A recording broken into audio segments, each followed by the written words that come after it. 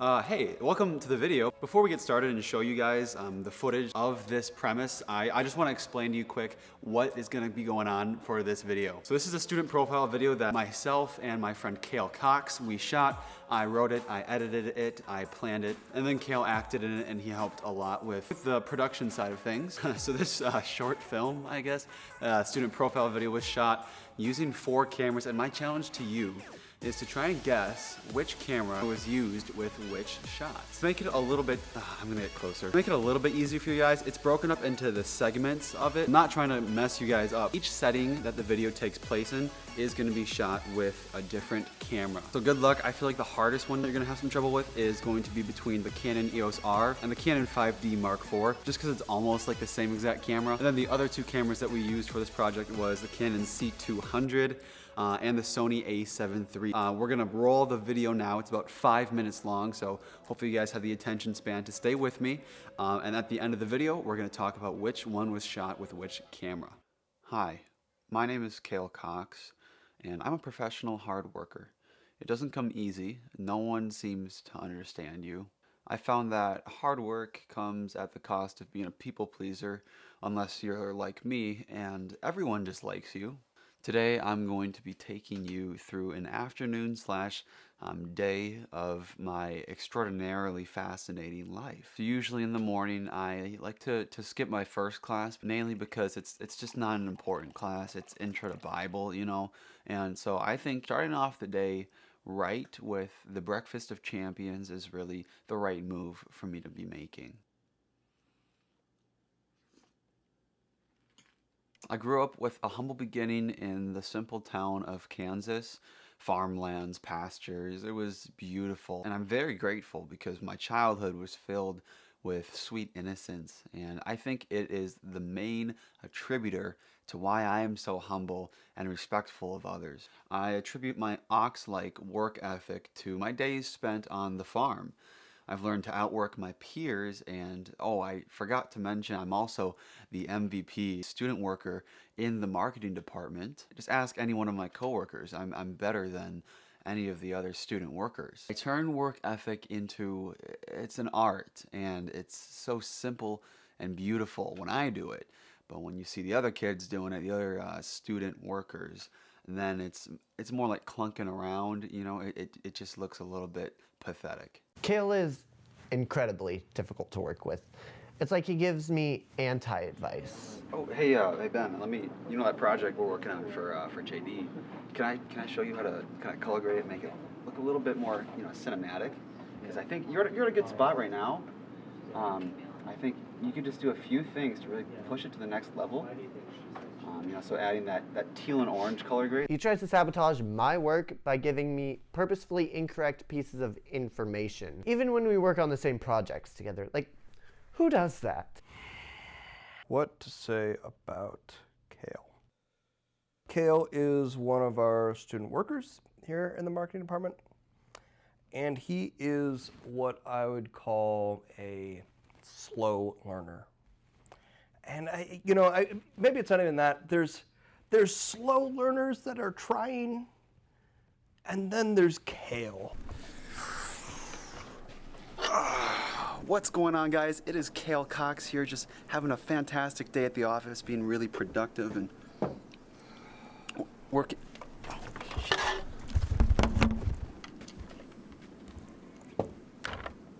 So, Kail.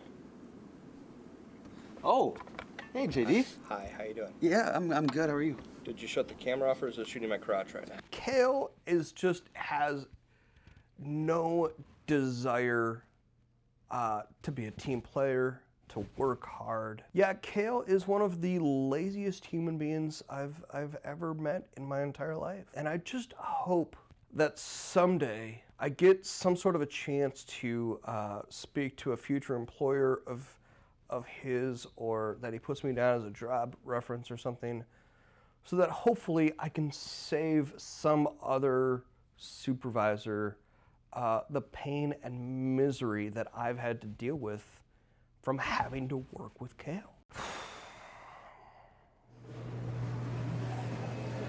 So usually after a long day at the office, I like to grab dinner with my friends. You know, I've been trying this new keto diet. It's been challenging, but I've stayed resilient.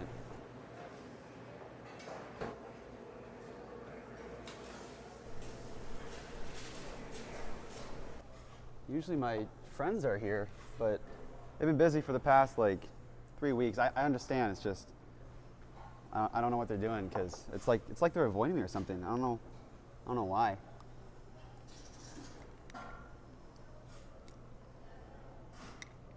In my opinion, I have an outstanding personality and one that people tend to gravitate towards. I feel like I just give off this warm and welcoming vibe. You know what I'm saying? Oh shoot! I'm getting a phone call. I really need to take this one. Yeah. Hello. Hey Jordan, how's it going? I know we were gonna hang out and study tonight, but I'm sorry. I've kind of lost interest. I feel like every time that we hang out, you get into some heated political debate with me about why like women should be illegal or something crazy like that. Do you want to know my recommendation? Go see a therapist and just work on your relationships, man.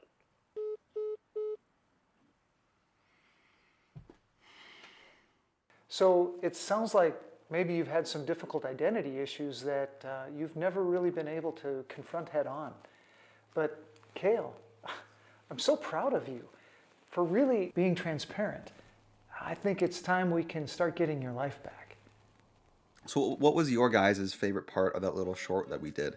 I would love to know. Feel free to throw it in the comment section below, along with what your favorite camera was, what your favorite look in each of the scenes was. Now, with the exception of the C200, all of these cameras are kind of around the same plane. Now, with the exception of the C200, all of these cameras are in the same price range. You can get a used 5D4 for about the same price as an EOS R, which you can get for about the same price as an A7 III, and then the C200, you can get it for around $6,000 used. I do have to say, I think my favorite camera was the C200, and then at a very close second, my favorite camera to use was the EOS R, which fortunately, this is the only camera that I own. I don't own the 5D Mark IV, I don't own the 5D III or the A7 III, and clearly I don't own the C200. Although hopefully in the future that can potentially change. My favorite camera to use was the EOS R, and I think that I will continue to use this camera for my channel videos, for client videos, in the years to come. I think one thing that we really quickly forget and overlook is the fact that cameras are intended to have a shelf life of around 4 to 5 years, and then they become kind of obsolete. But I think especially with the craziness of technology and just the evolution and the speed that things are coming out at, I think people are upgrading their camera on a yearly basis, if not monthly,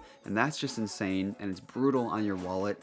And I think it's just an unhealthy pattern to fall into, which I've definitely gotten consumed by. In 2019 and then in just the beginning of 2020, I went from the Panasonic G7 to the Canon 80D to the Canon M50 to the Canon M6 Mark II to the Canon EOS RP to the Canon EOS R. So it's just a whir, a tornado blaze of cameras, buying, selling, trading, and it's not good. It's not good. For me, what I've realized is the second that you've become too focused on the technical side of things, where it starts to take away from your creativity, that's the point where you need to stop, where you need to just be satisfied with your camera so you can better focus yourself in learning the skills and developing your creative sense. And that's how you will really stand out from the crowd, not based on what camera you have. All right, so I hope you guys liked that video. That was a ton of fun for me to make. If you guys enjoyed it, drop this video a like, and we will continue by giving you the answers to your burning desire. Camera number 1 is the Canon EOS R. Next up, camera number 2 is the 5D Mark IV. These two probably would have been hard to differentiate just because they have the same sensor and basically the same image, although the EOS R should have a little bit more dynamic range because we shot this in C-Log on the EOS R and in just the standard picture profile on the 5D Mark IV. I also forgot we used a 5th camera. So the very last scene, the very final scene with the therapist, that one was entirely shot with the Canon 5D Mark III. But for our purposes, we're gonna call the 3 and the 4 just the same camera. All right, so for camera number 3, that is the Canon C200. I think this one probably is the easiest one to be able to tell because of the incredible dynamic range. You can really see out the windows, you can see all of the highlights, you can see all the shadows, and the overall image held up really well. So I wasn't operating the camera, so I'm not exactly sure what we were shooting in, if we were shooting in RAW, if we were shooting in 4K. I'm sure I could look up in the footage and find the resolution, but quite unsurprisingly, this did look very, very high quality.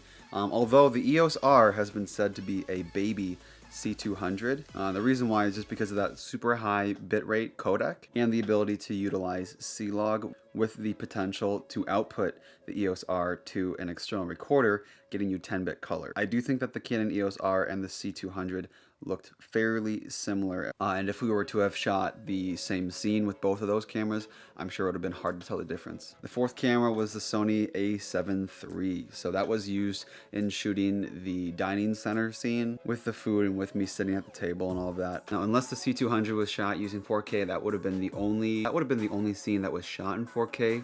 And I think it was probably the lighting of it that made it look really, really crisp, but something about it just looked really good in my opinion. However, I don't like the A7iii as a camera just because it's uncomfortable to hold. I don't really like the codec of it at all. S-Log is very difficult to grade without having the image fall apart, and the camera gets really hot, especially when you're shooting in 4K, although fortunately we didn't overheat, but if we were to shot more, we probably would have run into that problem. I know it's a big YouTuber thing to be like, oh, buy this camera.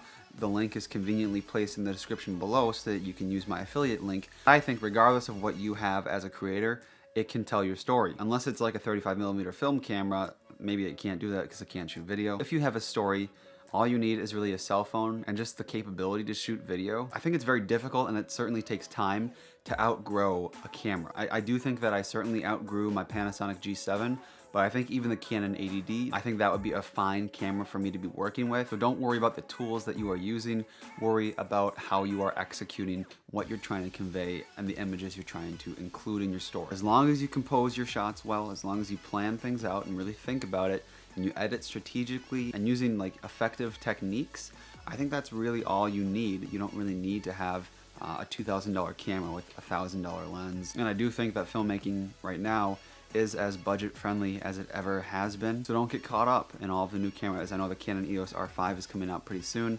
I'm very excited for that. Do I need it? No, I don't think I do. But who knows? You guys might see a review video in the next few months of me holding that camera and being like, I sold my EOS R for the R5. You never know what's gonna happen. My goal is to stay satisfied with what I have and with the gifts that I've been given, and to instead focus my efforts of researching, because I've spent hours and hours and hours researching cameras, looking at specs and prices and comparisons, and it is a goddamn waste of time. I think the best thing that you can do to invest in yourself is to invest in education, so learning the process of growing and developing your skills and your knowledge, as opposed to building your gear art. Anyway, that's just my 2 cents. I hope you guys enjoyed this video. Please, if you haven't already, give it a like, drop a comment in the section below of what your favorite camera look was, or of what your favorite part of the video was. We got some fun plans for the near future of the videos I'm going to be uploading, so stay tuned for those. We will see you guys next Sunday.